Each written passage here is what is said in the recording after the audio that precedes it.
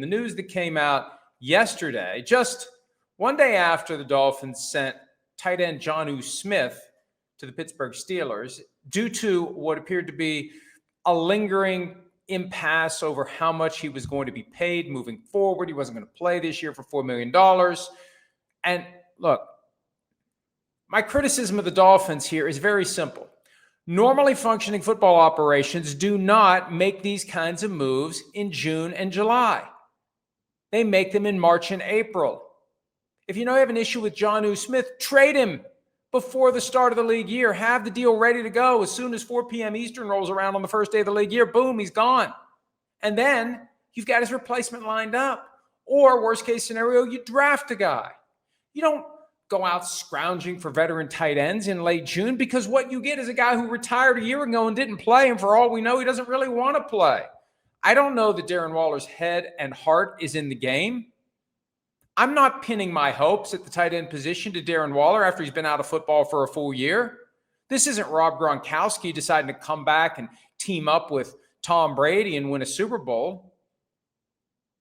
This is a guy who fell out of love with the sport. He had something else he wanted to do, and now he's in love with the sport again. How in love with the sport is he? Will he stay healthy? What's he going to do after a year off? A lot of factors, a lot of issues. And the point is this. If the Dolphins had done this when a normally functioning football team would do it in March, the alternative to Jonnu Smith would not have been Darren Waller. Darren Waller was break glass in event of emergency. Darren Waller is, who can we find? Who can we get? What can we do? Oh, he wants to come back and play? Well, let's just do that. It'll be cheap from a pay and from a draft pick compensation standpoint. It's not a way to run a successful football team. Making these moves now, you need your new players to be around for the offseason program. Think about that. Minkah Fitzpatrick arrives via trade from the Steelers after the offseason program. Darren Waller arrives via retirement and trade with the Giants after the offseason program. They're getting their feet wet in Miami when training camp begins. And I know Minkah Fitzpatrick was there before, but it's all different now. The one thing that's been the same for the Dolphins since Stephen Ross bought the team, and really 9-10 years before that, they haven't won a playoff game. This does not strike me as a team that is suddenly going to end a 25-year streak of playoff futility. Yeah, they've gotten there a few times. They can't win when they get there. I don't think this team gets there. I think this team struggles with the Jets to stay out of the basement in the AFC East. That's what I think. Prove me wrong. Prove me wrong, Dolphins. Dolphins fans get mad. Come on. Don't get mad at the people who are pointing out the thing that you don't want to think about, because that's how it works. Fans get mad when we point out the things they'd rather not think about. They would rather be blissfully ignorant of the flaws in the team that they love, because what other choice do they have? They want to go through July and August feeling like, hey, it could work out. They don't want to be told, you know, deep down, this isn't going to work out. You know. Dolphins fans, you know. Now, hey, none of us knows how a year is going to play out.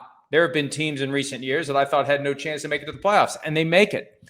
A lot of things can go well. If Tua plays all 17 games, could go well. Hey, if Darren Waller shows up and plays as well as he ever has, could go well.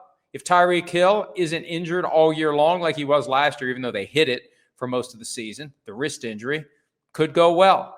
Jalen Waddle, still a great player, could go well. A lot of things could go well. But feels like you need a lot of things to go well. A lot of things need to line up just right for the Miami Dolphins this year. And if I'm picking one or the other, I think it's a continuation of what we've seen, all this talk of culture change. It just feels like trying to change a tire on a moving car, and it's not going to work. Change the tire before you leave the garage in March. Too much happening. Dolphins making too many changes to the roster in late June and early July. I don't think that bodes well. We'll see. Hi, it's Mike Florio. Thanks for watching PFT on YouTube. Hit subscribe for the latest news and analysis from Pro Football Talk.